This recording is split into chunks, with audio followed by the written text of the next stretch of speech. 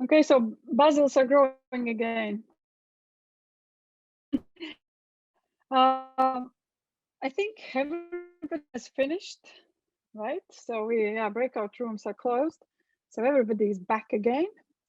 And now we are starting the closing session with some presentations by the workshop coordinators and also facilitators in a program technical, which we sent you. So there was kind of that leaders present first and facilitators afterwards, but I think it's better if we focus on one workshop. So workshop leaders present their feedback about the workshop, and then it's also a summary by facilitator.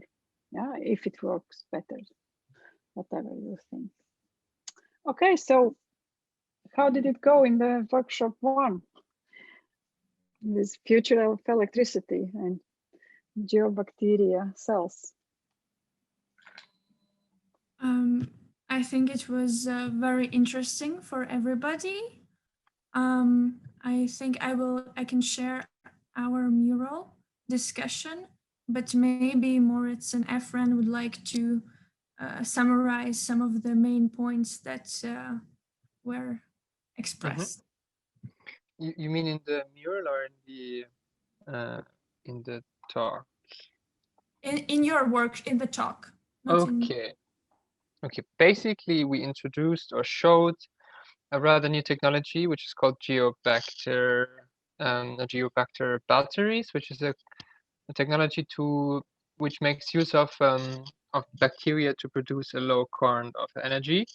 And you can do it at home. It is quite easy. It is emission-free and not yet, but maybe in the future, a source of emission-free energy. We talked about the concept, how it works. We tried to educate a bit about that. It is a bit difficult, of course, to show it in a short workshop, but we did our best. And then we showed also how to build the parts ourselves. And then we had a longer discussion with some participants after that about ecology, sustainability. And it was a pleasure. Yeah, it was really fun. Okay, great. So just one question. So the participants can also get your material, right? So that also if they ask for like instructions or your slides. Keep in touch if you want also some discussions, some help in your work, or if you are interested about it, we can keep in touch also via mail and stuff as usual. Good. You can drop in a chat maybe your mail or of course or website or whatever. So how to find Instagram, you? Okay, Eva.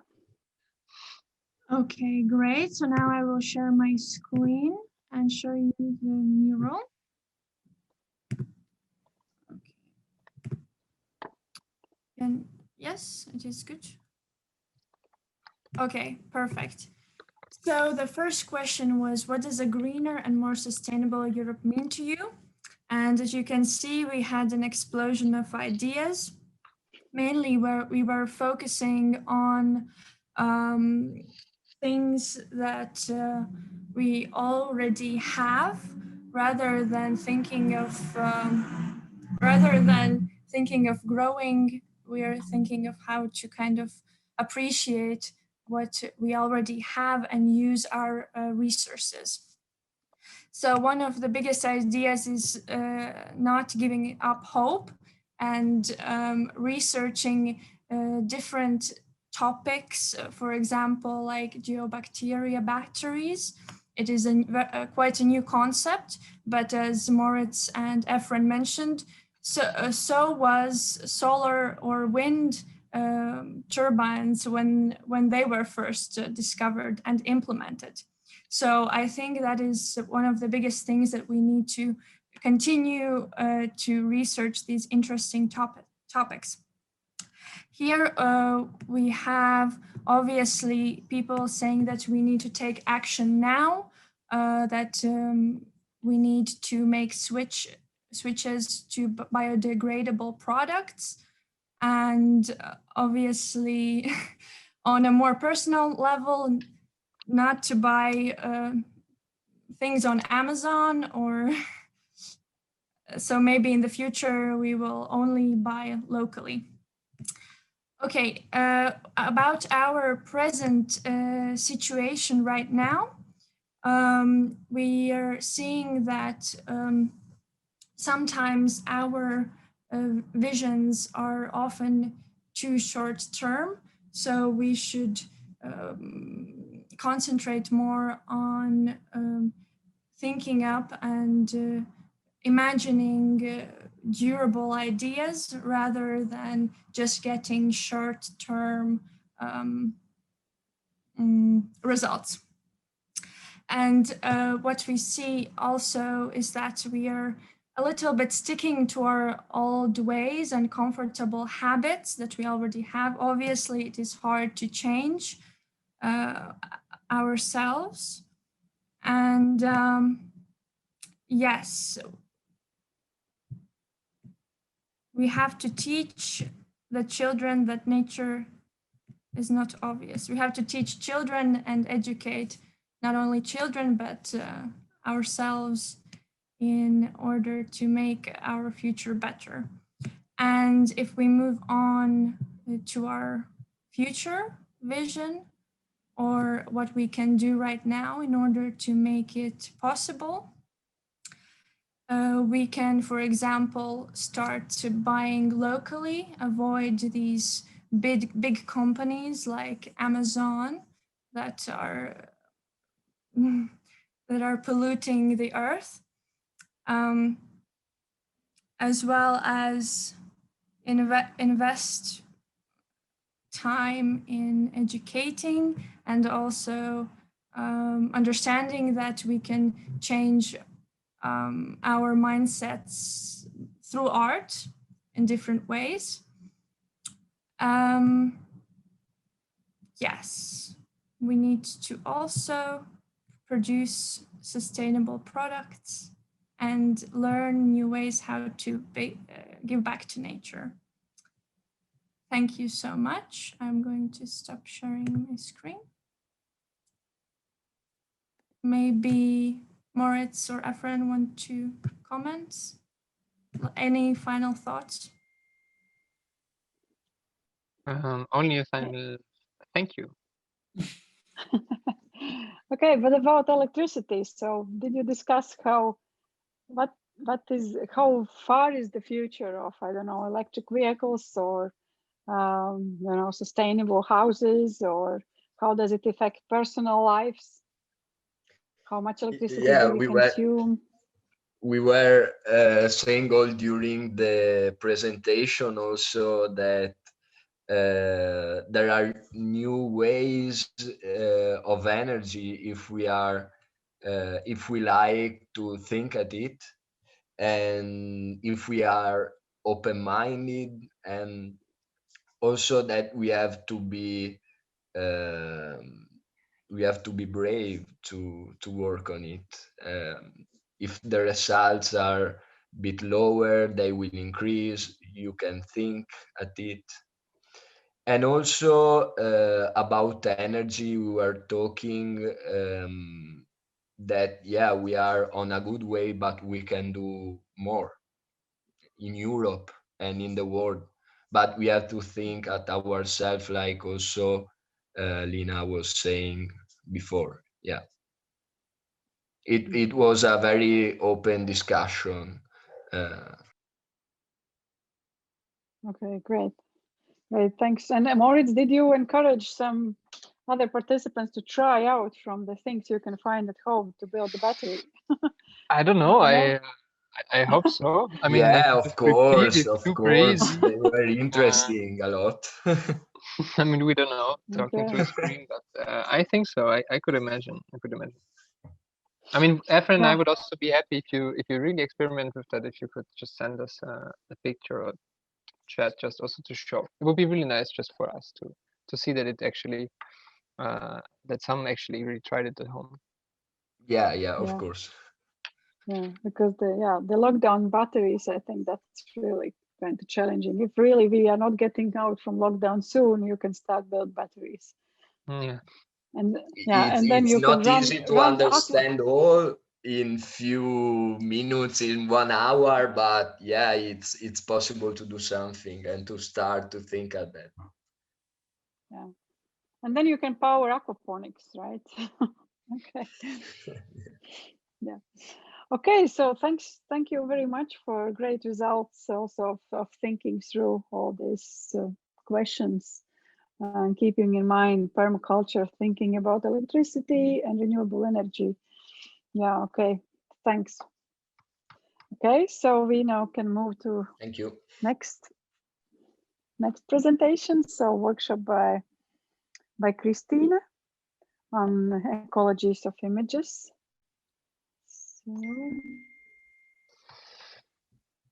So I start, Andra start.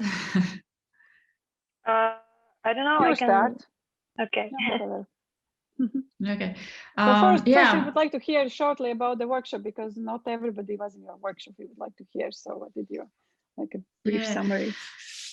Yeah, my workshop was as an artist speaking about if you have to use the protection gear to create an art, images.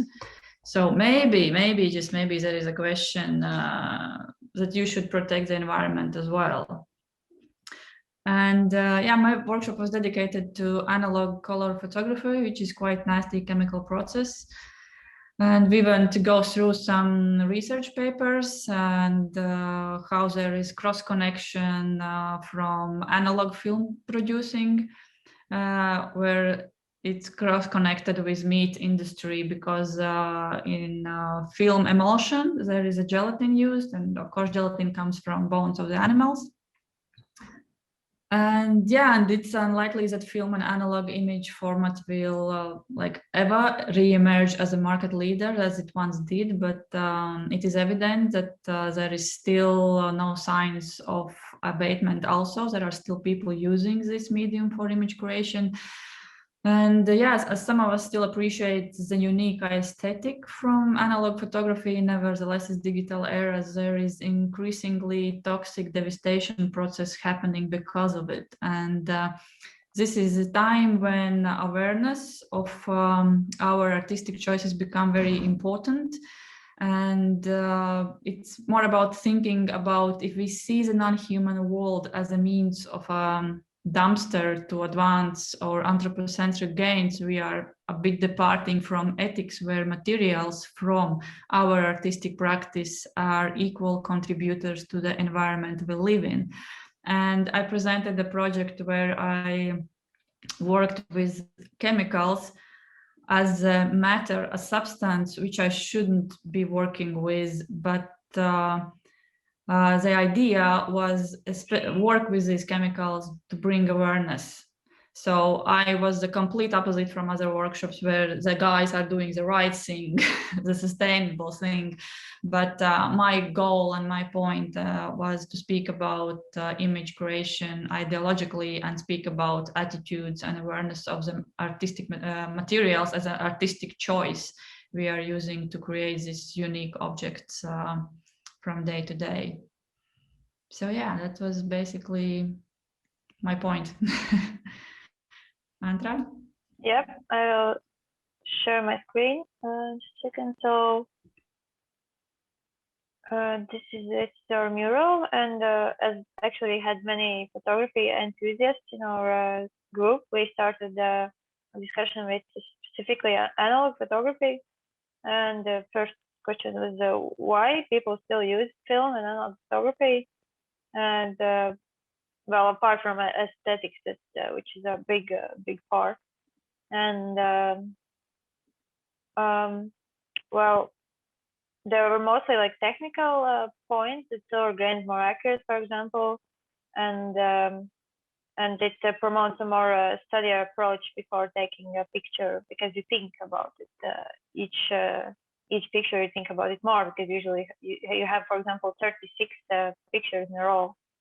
And then another question was how to create analog photography more sustainable. and Christina had many interesting ideas actually as well. That, for example, she said she doesn't throw out her old pictures, and what many people could do if they do an old photography, they could collect all the photo paper and use it in many creative experiments, and that yeah, you could create recyclable materials more accessible to people, make them cheaper. And well, there's also another point we talked about. Is it important for an artist to leave his print in history, like leave his mark? And I think it was a very interesting aspect in our discussion, more like a philosophical aspect maybe, like how big part of an art is ego of the artist, how important it is to leave your work in the history, to leave it to be and to exist, for example, for 100 years. But okay, then we talked about those questions as well. What greener and Augmented Europe means to you. It was mostly about creating a better future for our children, descendants, promoting sustainable ways, and also I think it's very important to admit your mistakes in the first place, admit your pollution levels, be honest about it in order to do something about it. Yeah, balance of taking and giving back, and investing in sustainable products and systems, and of course sustainable energy.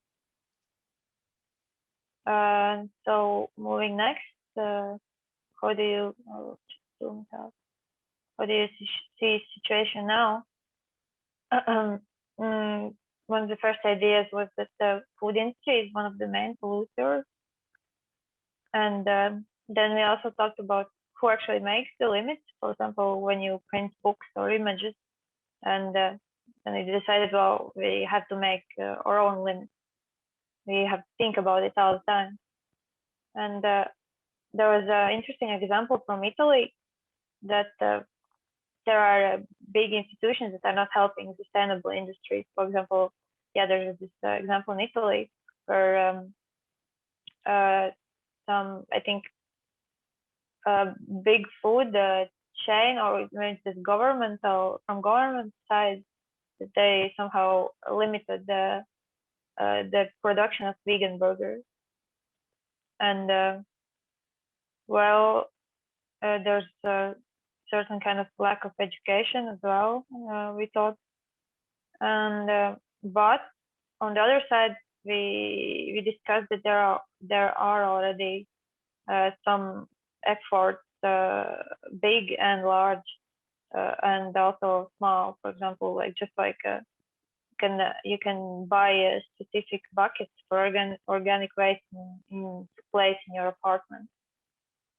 And yeah, of course, but it needs more promotion. And that's from everyday view.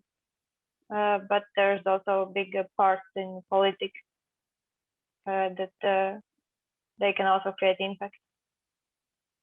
And then the third one, what could be done? Yeah, there were some suggestions from art point as well. For example, creating land art, which is, for example, creating art from rock. There is a requesting remote control of my screen. Okay, and yeah, by creating art, for example, rocks, and so this art disappears at the time. And then we discussed that it all starts with kind of our mindset. We have to realize that we are a part of a larger system, and I want to move this. Encourage friends and family to do something, because if you encourage your closest ones to do something that's important to you, bigger chance that they will do it as well. And yeah, create art with nature, and create mass media such as movies about climate change. So it could lead to maybe even scaring, because we discussed that scaring might help.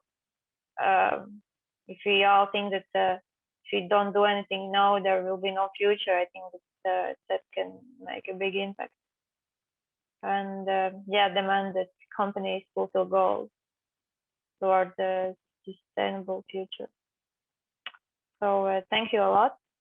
Thank you all for participating, and maybe somebody else has more comments or questions. Okay, thank you. I think it's really great work done. So you have put really a lot of efforts. Everybody also who was in this workshop, it's really appreciated. Yeah, because these recommendations will be further like delivered also back to you through the project final results. Yeah, I think that's really interesting discussion you have had. So thank you. Okay, and then we can now move to the third workshop. Grow and make your own by Maija and Rohir. In the workshop, we Wait. Okay. Sorry, good. In the workshop, we went through the process of creating an aquaponics system. We went through the steps of what is an aquaponics system, how does it work, and also discussed some of the do-it-yourself things that we use for our aquaponics with the encouragement of people to dive into the world of do-it-yourself. Petters, I think you can take over. All right, I'll share our map of thoughts. As we had a lot of questions and talks about aquaponics, which were really interesting, we also talked about a little bit of the ethics side and answered these questions of what aspects of your everyday life that you know that are unsustainable, what could you change, and what is the problem with it, like what is making you not change the parts that you know that are not unsustainable. And there's quite a lot of questions, like answers, like realization that we need a better quality of life is the motivation, and there's these things of really, it's a challenge to break any habit, and especially if it's about consumption of food or just driving a car or using plastic bottles, because it's really provided by the food supply chain, and it really needs some conscious thinking of and mindfulness of choosing the thing that you presume right at the moment. And after that, we were talking about how much the quality of food you consider changing your life. There's a story about moms telling you that food, like the markets are like minefields, product filled with food-like products, and yeah, about people that really consciously think about eating and supporting local businesses and follow the values of there. And these are really, really good situations when people are really taking it as an easy task, but I don't find that a lot of people, like it's not the same for everyone. But this is nice to see this. Then we asked them what commitments would you like to make to create a more sustainable tomorrow in Europe? And we had some really innovative electronics connected answers, like creating movement sensors for the lights all in the house, or having a screen time planner that just tells you that you have used all of your YouTube time or something like that. And getting a bit decent bike, or walking more, starting meal prepping, and reducing meat consumption, and also making some sustainable things more affordable by changing up the politics in the tax system. What about, we were talking a little bit about politics also, how it changes the way we have options and use things. And then we came to this question: what greener and more sustainable Europe means to you? And what is your vision of it? In which we were thinking about recycling regulations, as in Latvia, I believe there's a problem with this. We've been struggling with the like understandable rules and wider recycling options. And we're talking about city planning for greenery, and about that we may create cities more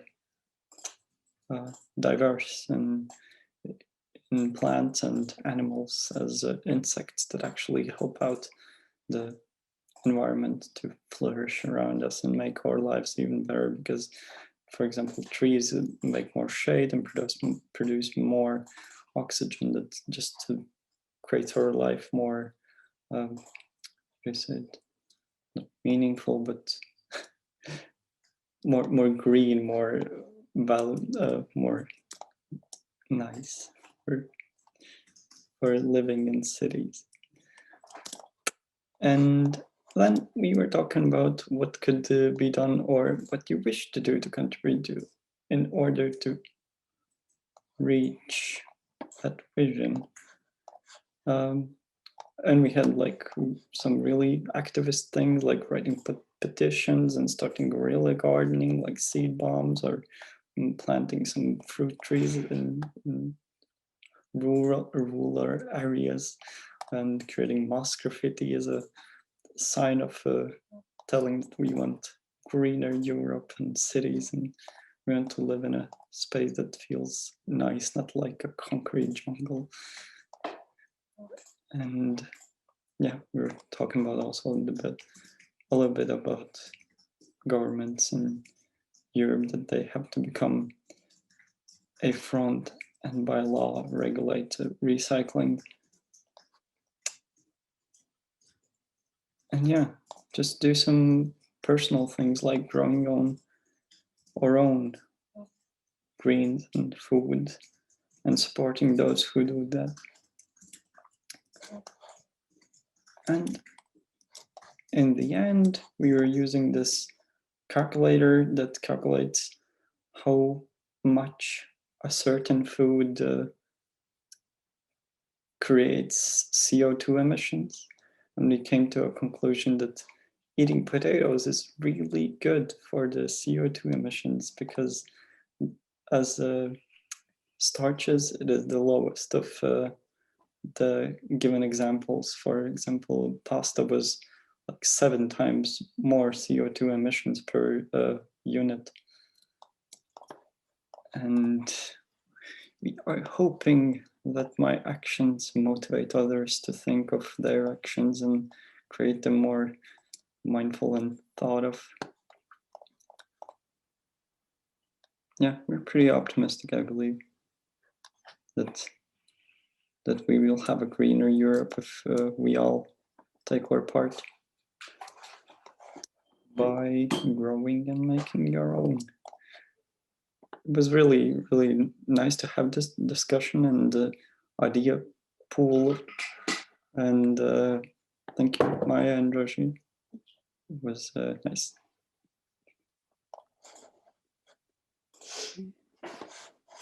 Peter, can you just put the link in a chat, this BBC calculator? Oh, yes, sure. maybe In a second. Other participants want to try. Yes, I did that in that chat, but they are not interlinked. Okay, yeah. So a second. Yeah, Here it is. Thank you.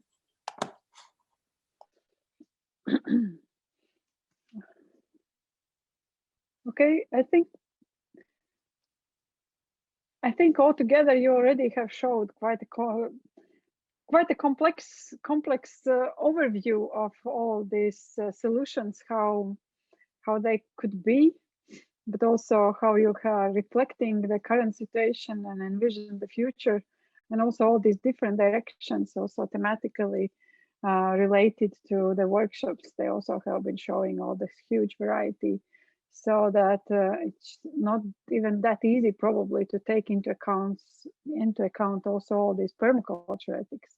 So my question before we go into Lina's final reflections would be to all of you, just how easy or difficult, or which point of those permaculture ethics was for you most difficult one, or did you manage easily take all three into account? You just during the discussion. stole my question from my part. I exactly wanted to ask the same question. It's good. Oh, sorry. No, it's good. Yeah. We think alike then. Yeah, well, yeah, you shared a lot preparing this workshop. So, yeah, no, because I just wanted to also, really to challenge this.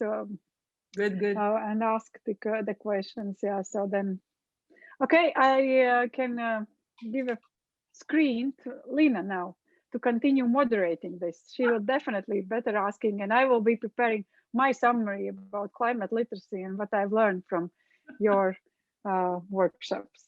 Okay, Lina, continue asking. Oh, where am I? You shared the screen. Yeah, do I need to share the screen? I just did something. Oh, me and technologies. Sorry. You can leave it because it doesn't. You can leave it. It doesn't okay. matter, no? Because you will. Yeah. You want to show also something? No. For some reason, I thought I had to share the screen, but that was totally not stop sharing. Okay, I'll stop. No. Yeah, it's fine. No, yeah, it's exactly as Rasa. I looked through and I was participating in shortly in and out in 2 of the workshops, which was really interesting to listen and hear and discuss. And reading everything and looking at listening to the facilitators and the workshop leaders and some participants and reading different stuff, to me question exactly as Rasa said, how was it, were you thinking about permaculture ethics? Were they at all in your awareness, or you think that they're so integrated in you that it just comes naturally without you thinking about it? And maybe to some people it was really a challenge to think about all 3 or 2, and yeah, it would be just very interesting to hear from you how you approached or didn't approach even. Could it be from workshop leaders or facilitators or participants? Anyone who has any felt any experience in relation to permaculture ethics? Anyone? Oh, since nobody is saying anything, I think I have something that I can add. I think in our workshop and discussion, we talked about people and society.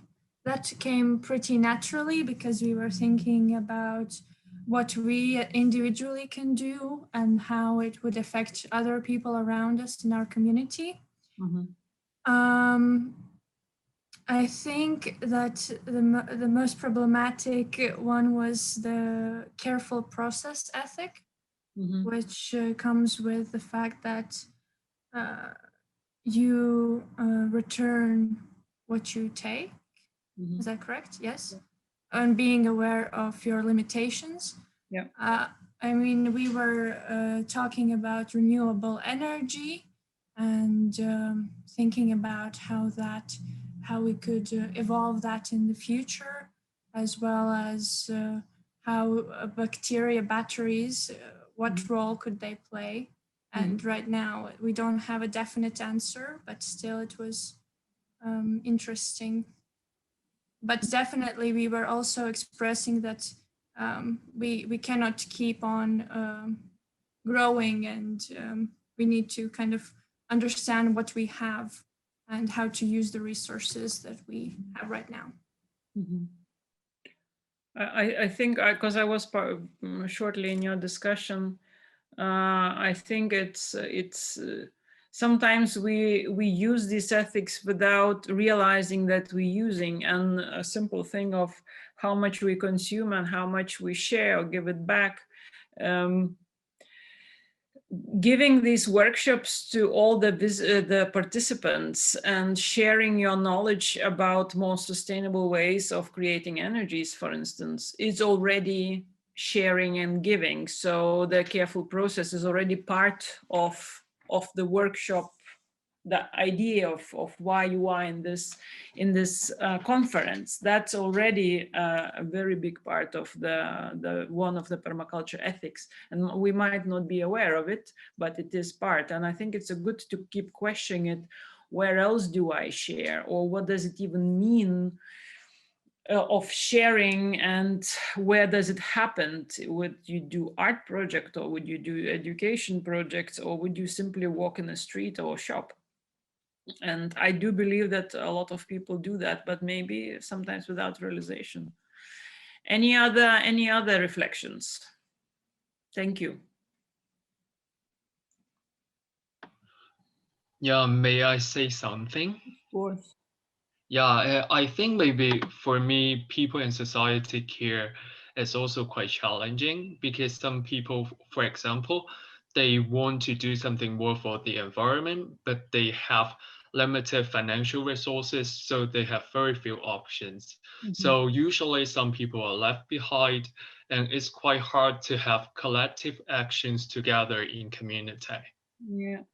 And I think this is a very good point, because here where the careful process comes in, then that's why the free ethics works. Because in the careful process and in the sharing and the consumption, we can also start thinking, how can I share? Would it be my time? Would it be my knowledge? Maybe finances, you never know, to people or to society, to groups of people who want to work or do work for the earth care ethics, but not necessarily have the means to do that. So bringing in the careful process ethic, you automatically can support the people society care. And that's the main point of the free ethics, to use them all three together constantly in order to create sustainability about all the aspects. So yeah. But that's very good observation. Any more? Guys, share. Everybody's like, oh, tired. Friday evening. Right. Well, I think our group, we started mainly with like specifically about photography and analog photography aspects. And then we kind of try to think towards the ethical points and ecological points. But I think some aspects were more easy to find and then see, but others not so much. Can you give example? Which ones were not easy to see? I think well, we spoke think about earth care, because the photography involved like chemicals and where you can dispose them afterwards after you're done with your project, and then what and how, if you don't pollute it with those chemicals, and well, maybe less of people in society care. Mm.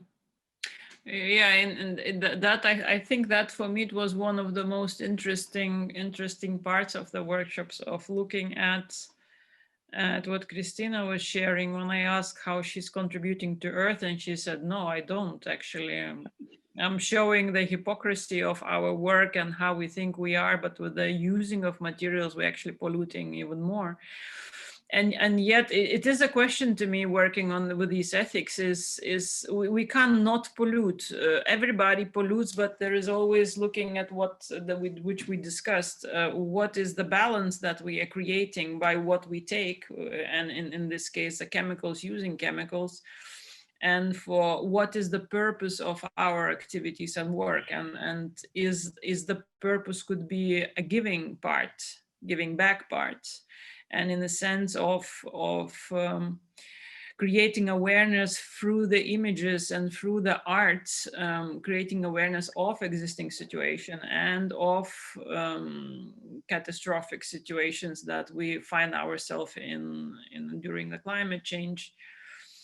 It could be that it's a question for me also, is always a tricky thing for insight. How much do I pollute and take in order to how much do I give, and how do we measure, say, material pollution versus mental, psychological giving, or creating space where people become, so creating awareness, and how do you measure that, and do you need to measure? If for instance Christina's works creates awareness of highly toxic art form, is that awareness, how do you measure the good part of that awareness? Because some people might say, oh yeah, it's really polluting and I really don't want to do that. So thank you for bringing that information out. I will actually maybe change my methodology or look for another thing. And that's already giving people a choice by being aware of what you do and taking responsibility for polluting, actually. So that's really, I think that's one of the very important parts also in permaculture, in more psychological area, not only in the doing part, what can we do, but also who we need to be in order to change our, say, start European future into more green future. Yeah, so I really like that perspective, that all discussion that we end up. Okay. Thank you, Lina. No comments. Point on point. Welcome. I don't know, maybe because the time is getting short. Looking at my reflection, I think it's already by sharing, discussing with people's reflections happily and naturally happens. And one thing I do see in all the mural maps, which are super colorful and full of all ideas, the diversity of people brings such a diversity of ideas and solutions. And that's also a very big part of permaculture, and diversity not only in one scene, say it's touched the art project, it's touched something very simple, something very small. It goes to politics, it goes to industry, it goes to the very personal experiences, and also very personal suggestions, while also some are very abstract and really big ideas or observations. And that's something that the permaculture also deals with. It deals from the smallest bio-ecosystem to the largest and the most how to say, complex systems, which uses also ecology, economy, and politics and society. So one thing to me, what is interesting is what every of us will take away from today's discussions, because it still is a discussion. And one thing that is very interesting is to see how the discussion is going to turn into actions. And during the actions, are these all ideas where they're going to land? And will people keep thinking about, say, permaculture ethics if they think it's really interesting? So that's something I would, how to say, trust people to take away and allow themselves to create whatever is there for them to create. Yeah, and I am out of thoughts. Suddenly my brain got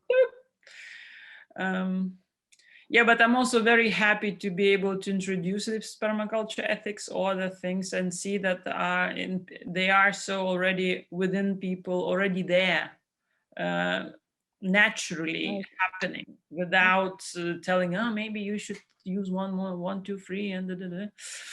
So it just shows that this care of everything is very important, and yeah, it's amazing to see all these people colliding and bringing new stuff out of it. Yeah. So that. Yeah. Okay. Yeah.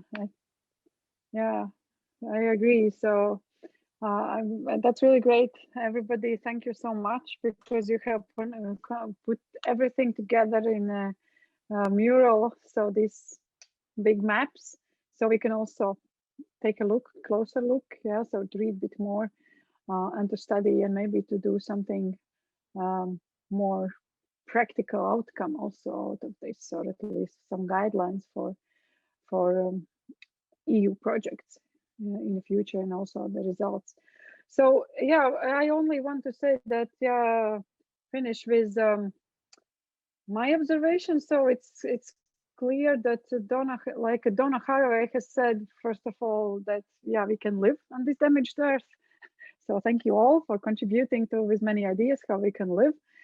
So the other thing is that we know that everybody is connected to everybody, but this holistic view sometimes does not help, because the most important is, how Donna Haraway is also saying, who is connected with, or what is connected with what, who is connected to whom.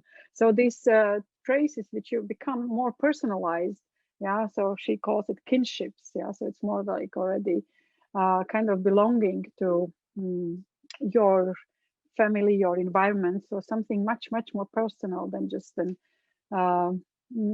very far away beyond societies, even conscious, like kind of other infrastructures.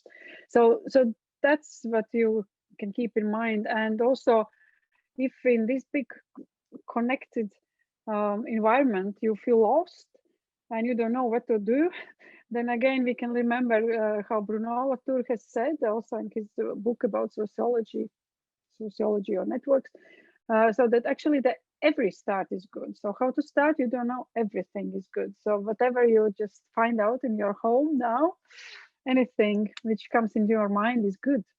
You don't have to think too much often. So just start doing something, acting. You've heard something, you don't remember all three, start with one, permaculture. I'm sorry, Lina, but that's my suggestion. So it's better to start with something, and then we really can go into the next. Okay, so that's all what I would like to say, and I would like to thank so much really for everybody, because there were from all countries all together. There were many people like joining and leaving. I imagine this is a Friday, and for young people it's still school and or universities, and but I think altogether there were about 30 participants from Greece and Italy and Germany, Berlin mainly, and about 50 participants from Latvia. So please be in touch, follow us in AugE mail on the website. In this mailing, we will keep you informed about the final event, which will take place either in the end of May or sometime in June. So this will be taking place in all 4 countries simultaneously during the one day. Okay, it is a rich program and diverse program in each of the countries. Okay, I would like to say again, thank you and bye. Thank you, everybody. Thank you. Thank you. Thank you very much. Thank you all. Thank you. Thank you. Bye. Bye-bye. Bye. Bye. Thank you. Bye. Thank you. Bye. Thank you. Have a nice weekend. Thanks, definitely. You all too. Okay, bye.